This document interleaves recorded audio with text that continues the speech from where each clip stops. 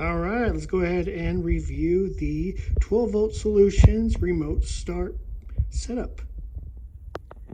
We're going to go ahead and install the remote start from 12-volt Solutions. Comes plug and play adapter ready. This is the starter set. You are able to get additional modules such as the long range installer, and there's also a smartphone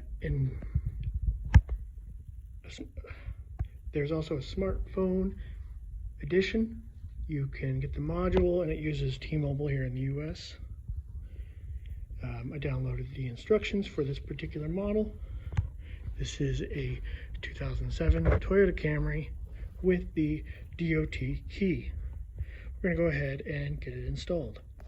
First thing you're going to want to do is remove this panel. There is, on this particular model, a airbag that you want to be careful of. Now, there is actually only one screw that I have found thus far, and it is right here. It does just take a standard Phillips. So, just remove it, and it should just pop off. So you just give it a nice little tug, come around, just be delicate.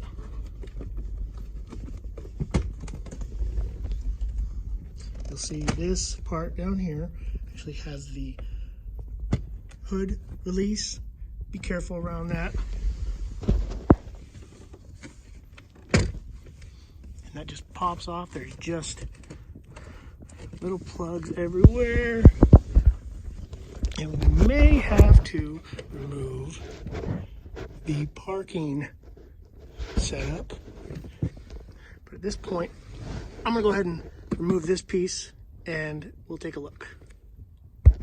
Stay tuned. So there is actually a bolt here, and that is accessible once you take off the kick panel cover. You will need to pop off your door seal. Just be gentle and it should pop right off. And once you remove that, it should be able to come off nicely. So that bolt is a 10 millimeter.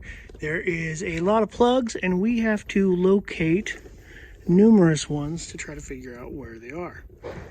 Unfortunately, the online guide was pretty much down when I was looking for it. So we're going to try to figure this out the good old-fashioned way. There is, of course, one plug that does need to be addressed, and that is the OBD2 one, which is actually right there, and the one we have should actually plug in and that'll relocate to that. Okay, so it is actually easier to remove the screws. There's one here, here, here, and here, and the first one is here, the next one is up here, and then right here, and then right there, and then it just comes off. And actually it would probably make that OBD2 plug much easier to access. All right, we'll continue. So this is the OBD2. It is directly below this airbag if this is equipped, which is just between the brake and the gas pedal. There is two side clips on one on each side, and once you pop them out, you should be able to push that out so you can replace it with the aftermarket one and put this one in line. So if you look at the replacement one, it does actually have the factory style clips, so it should easily clip right into the factory location, preventing the need for search and look for OBD2 ports. This will keep it in the factory location. You can see it is installed and it's clipped in. Obviously it is no longer black, so that is the upgraded one. Now we're just going to find out where the rest of the ports are. Stay tuned. Okay, so next step, you are going to want to remove the screw. There's one right there, and there is one on the other side. You can't see it because I have to turn the wheel to make it access. Once you remove that, you can start to unclip this, and we'll continue. All right, so now that you have the piece removed from the bottom of the steering wheel. It just pops off. Just slowly pull on the side that has the switch and it'll come off nice and easily. Just be delicate so you don't break it and just set it aside. So you will unplug this particular plug right here. It actually goes right there, which is on the back side of the key, which is the demobilizer. And that piece will now piggyback into the piece here, which will allow the demobilizer to be bypassed. All right, and the lights is actually located here as well. It'll look like this, and it just piggybacks into that, just like the transponder one back there. And the final plug, which is the main power plug, is actually right here. And you'll just plug in the pigtail, and then you're done with all of your wiring. Make sure that you have a good fuse in there. This one is good. We're going to zip tie it all up and put it all back together. And then we'll program it. Thanks. Okay. You want to make sure to put the bolts back in as tight as you can. This does actually hold a airbag, so you kind of want to make it as secure as possible. So definitely try to torque it down nice and tight. I'd say maybe like half turn pass hand tight. And then there's one there, of course, one back over here, and one right over here. And that is nice and secure. You can see the new OBD plug there. That one is going to be hidden once I actually put the piece back on. The module itself, I found a good place for it, tucked up behind all that plug stuff. So that way when I want to upgrade it, it's an easy unplug and add the modules such as the smartphone app. And that is where that is. And next thing you want to do is put this piece back in. Might be easier to put it in before you screw this thing back on. I was able to get it back on though without hurting it.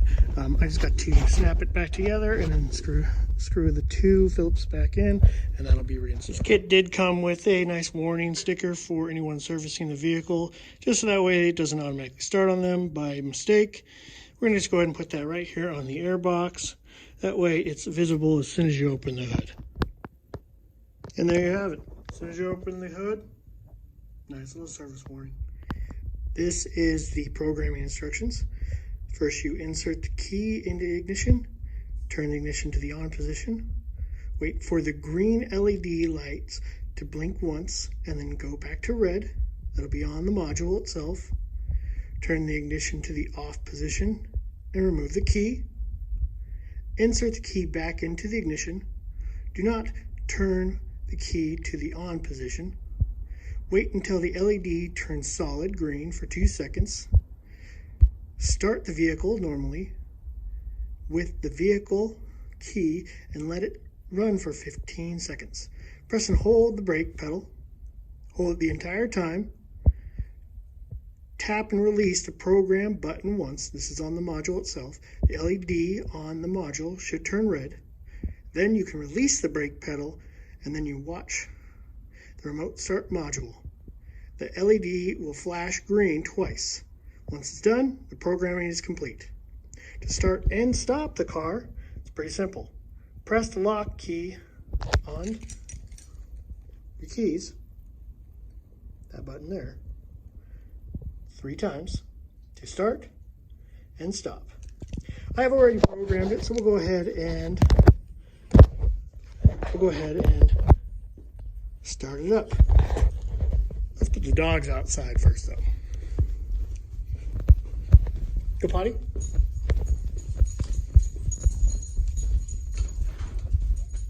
Good boys. Okay. I'm going to open the garage a little bit so we don't die.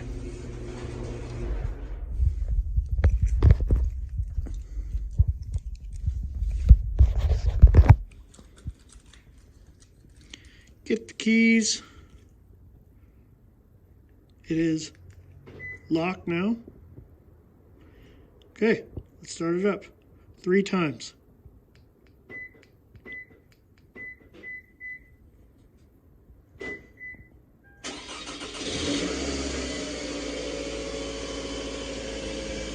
And there you have it.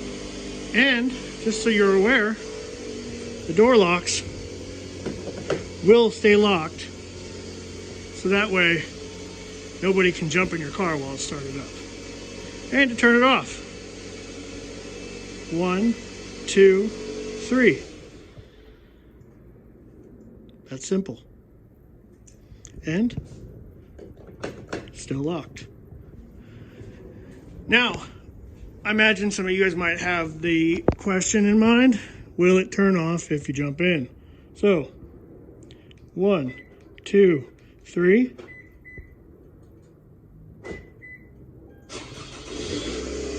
Start it up. It's locked. Let's unlock it. Still running. Open the door. Still running. Hop on in. Hit the brakes. It dies. That's normal. So that way you don't kick it into gear. Start it back up.